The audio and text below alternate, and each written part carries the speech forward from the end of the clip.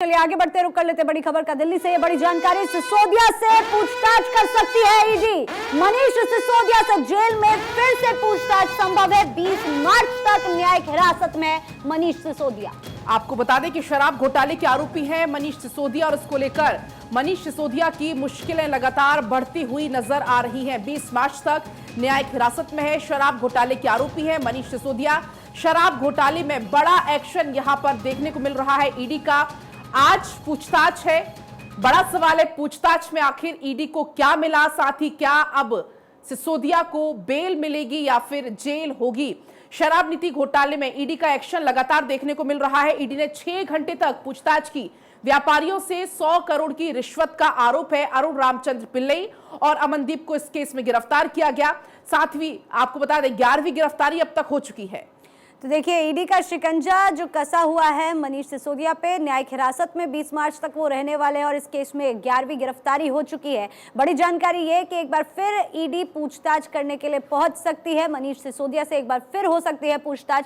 और अब सवाल यही है कि आखिर क्या कुछ इस पूछताछ में निकल के आएगा और उसके बाद आगे की कार्रवाई क्या होगी। व्यापारियों से 100 करोड़ की रिश्वत का आरोप है डिप्टी सीएम मनीष सिसोदिया पर।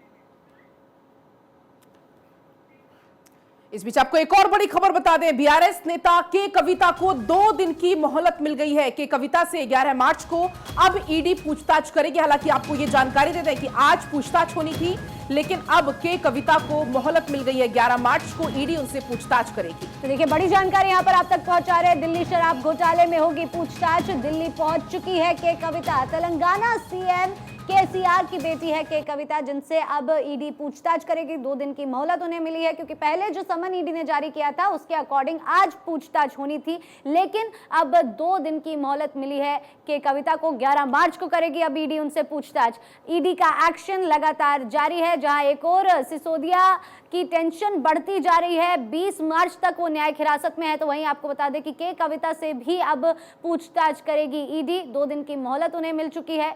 जहां पहले समन जो जारी किया था ईडी ने उसके अकॉर्डिंग आज पूछताछ होनी थी, लेकिन अब 11 मार्च को होगी पूछताछ।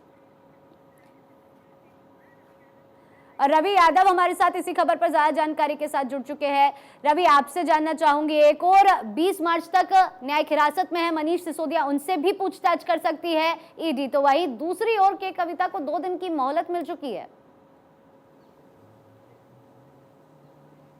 बिल्कुल आपने ठीक कहा। और इस वक्त हम ईडी मुख्यालय के सामने मौजूद हैं और यहाँ की बात करें तो जो है कल शाम सिलसिला वो जारी था और के कविता की ओर से ये कहा गया था कि उन्होंने जो महिला आरक्षण बिल है उसको लेकर एक प्रस्तावित घटना है, तो 10 मार्च को होना है दिल्ली में।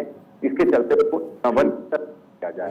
इसके चलते उनको 1 वीक का समय दिया जाए। लेकिन जब ईडी को ये स्पेसिफिक पता लगा कि 10 मार्च को वो धरना है, तो उन्होंने बिना देरी के उनको 11 मार्च को इसलिए बुलाया है कि उनके जो बेहद करीबी हैं अरुण रामचंद्रन पिल्लई, वो 13 मार्च तक ईडी की न्यायिक हिरासत में हैं। और ये उन दोनों को, यानी कि अरुण पिल्लई को के कविता के सामने आमने सामने बिठाकर जो है पूछताछ करना ही ईडी का मकसद था। इसलिए इनको 11 मार्च शनिवार को जो है समय दिया गया है और के कविता जो है इसी जो ठीक मेरे पीछे ईडी मुख्यालय है इसी में पहुंचेगी।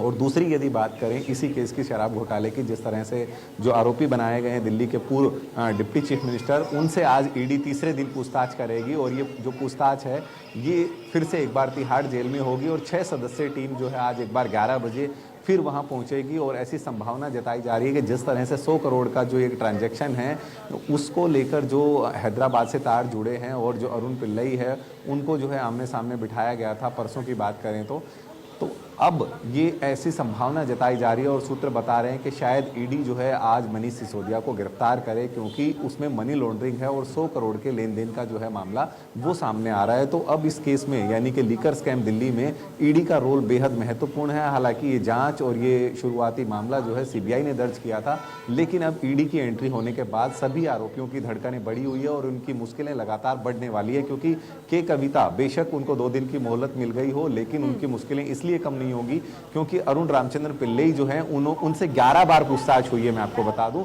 और उन्होंने ही जांच के दौरान जो है के कविता का नाम लिया कि ये सब कुछ उनके इशारे पे हुआ था। और साथ ही साथ मैं आपको बता दूं कि कविता से 12 दिसंबर को 7 घंटे ईडी हैदराबाद में पूछताछ कर चुकी है, लेकिन अब क्रॉस क्वेश्चनिंग में उनकी मुश्किलें बढ़ने वाली हैं। जी आप बिल्कुल रवि, मोहलत मिली है कि कविता को राहत नहीं मिली, कुल मिलाकर हम ये कह सकते हैं। दूसरी तरफ मनीष सिसोदिया की बात करें तो टेंशन उनकी भी लगातार बढ़ती हुई यहां पर नजर आ रही है, मुश्किलें लगातार बढ़ती हुई नजर आ रही है।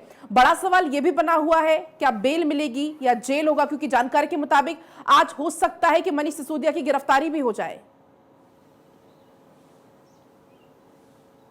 अब बिल्कुल आपने ठीक कहा, क्योंकि राउज वेन्यू कोर्ट में उन्होंने 10 तारीख के लिए बेल के लिए अप्लाई किया है, लेकिन हमने पहले ही बताया था कि ये बेल इतनी आसान नहीं है, क्योंकि जेल से निकलना सतिंदर जैन के लिए मुश्किल था और लीकर स्कैम में सतिंदर जैन भी आरोपी हैं। और उनकी भरपाई के लिए आज 2 सौरभ भारद्वाज हो या आतिशी हो, आज 2 नए मंत्री जो हैं वो दिल्ली गवर्नमेंट जो है अपनी भरपाई के लिए बना रही है, लेकिन इन दोनों को जो है वो विक्टिम दिखाकर, पीड़ित दिखाकर जो है एक उंगली कटाकर शहीद होने का दर्जा जो है शायद आम आदमी पार्टी के सुप्रीमो अरविंद केजरीवाल देने की कोशिश कर रहे हो, लेकिन सच्चाई जो है, सबूत जो हैं और जिस तरह के डिजिटल सबूत दोनों जांच एजेंसियों ने जुटाए हैं, उससे ऐसा लगता है, सूत्रों से जो जानकारी मिल पा रही है, कि इनका बच पाना अभी बेहद मुश्किल है, क्योंकि वो सारे सबूतों के साथ साथ क्रॉस क्वेश्चनिंग, जो आरोपी जो 2 अभी पकड़े गए हैं उनको साथ लेकर जो है वो ईडी वहाँ पहुँचेगी आज भी तिहाड़ जेल में, और बैरिक नंबर 1 के संख्या 9 में अभी ये बंद है। और जिस तरह से कल एक बार फिर आरोप लगाया था कि उनकी जान को खतरा है, खुखार जो है बदमाश और गैंगस्टर हैं उनके साथ बंद है, लेकिन जेल प्रशासन ने भी ये बिल्कुल साफ कर दिया कि किसी तरह के